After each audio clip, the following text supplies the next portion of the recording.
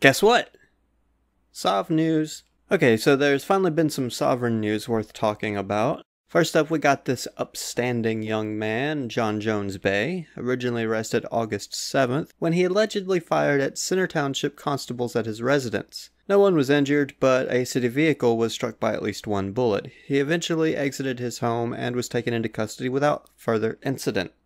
This actually wasn't his first run-in. He had been previously arrested by Marion County Jail on August 15th and released on his own recognizance. But of course he didn't stay out for long because, idiot. According to a probable cause affidavit filed in a second case against Jones-Bey on August 21 after his release, Jones-Bey returned to the home from which he had been evicted and continued to stay there. Because, like I said, idiot.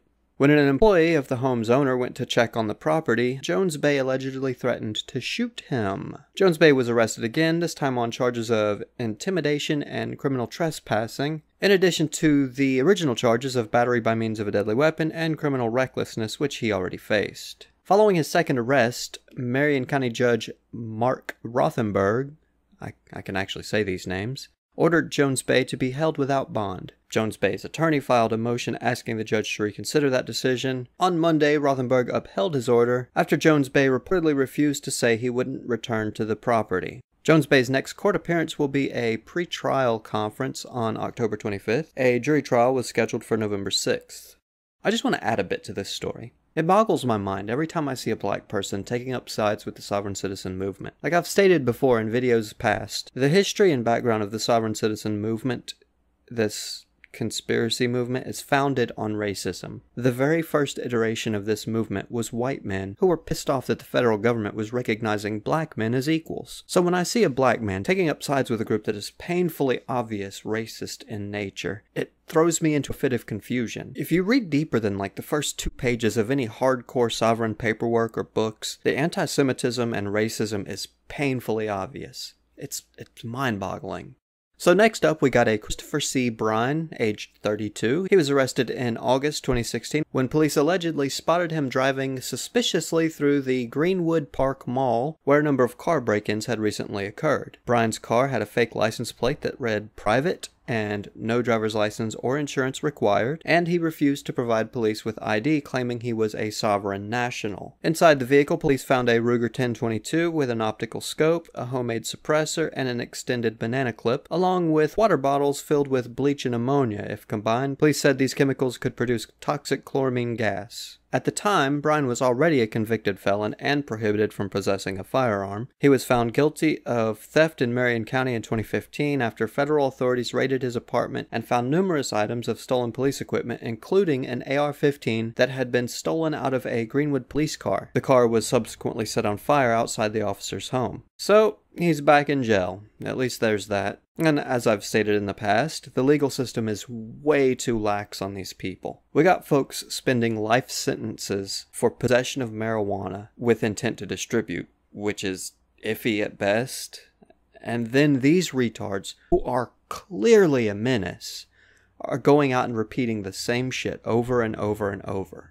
We really need to change the system. And last up, we have a 31-year-old Candace Dixon who led police on a chase with a passenger and a 2- and 5-year-old child in the vehicle. Officers initiated a traffic stop on Dixon's white Chevrolet at Wallabosh Street and Green Tree Road. The vehicle had writing on the rear that said, "No driver's license or insurance required. Private, not for commerce use. Private mode of travel." An officer recognized the vehicle as one that had been previously stopped by several officers and did not have valid registration. Dixon led police on the Parkway East Route 28 and finally stopped on the 40th Street Bridge. She was arrested on 2 counts of endangering the welfare of children, aggravated assault, fleeing and attempting to elude police officers, and driving while operating privileges suspended or revoked.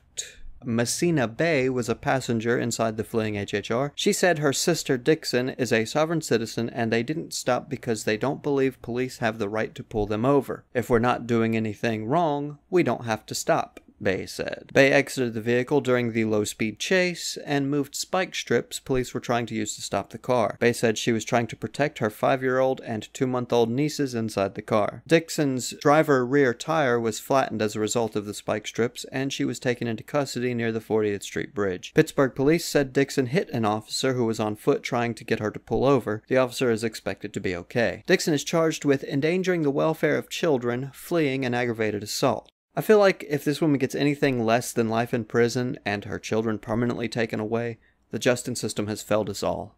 And that's about it from the batshit community. I mean, there have been a lot of stories from the sovereign world, but most of them aren't really worth commenting on. Just your standard got pulled over, acted like an idiot events. But anyhow, that's it for now.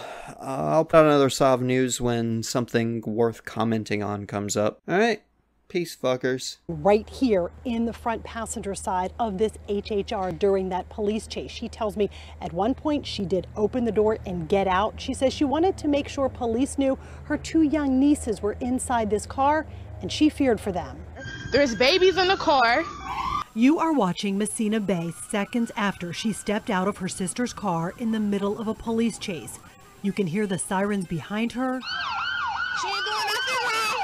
And based on the radio transmissions, it's a white Chevy station wagon. Police knew who they were pulling over. Everyone's a sovereign citizen. They were saying that they knew she was a sovereign citizen. Is that true? Derp. The herpy derp, derpy derp. Herper derp, derp, derp. This is Bey today. Her sister, Candace Dixon, was taken to jail after the chase. Bey says as a sovereign citizen, they believe they have the right not to stop for police. Police say they were pulling Dixon over because her plate showed the HHR she was driving wasn't legal. The herper derper, herper derper, derp, herper derper, derp. Herper derp. Bey believes police should have honored that plate since they are sovereign citizens and let them go. The herper derp, the herper derper, derp, the herper derp, the herper derper, derp. The herper derp. Bey says she got out of the car during the chase to tell police her 2-year-old and 5-month-old nieces were in the car and to stop throwing spike strips. You can see that happening here on her Facebook video. Flattening the tires worked, but Bey says she was detained for trying to stop that from happening. Derpa McDerp derp derp herpa derp herpa derpa derp McHerpa derpa derp. The herpa derp. Herpy derpy derp. For now, Dixon's car remains here in the tow lot at McGann and Chester. She remains charged with endangering the welfare of children, fleeing, and aggravated assault. Marcy Cipriani, Pittsburgh's Action News 4.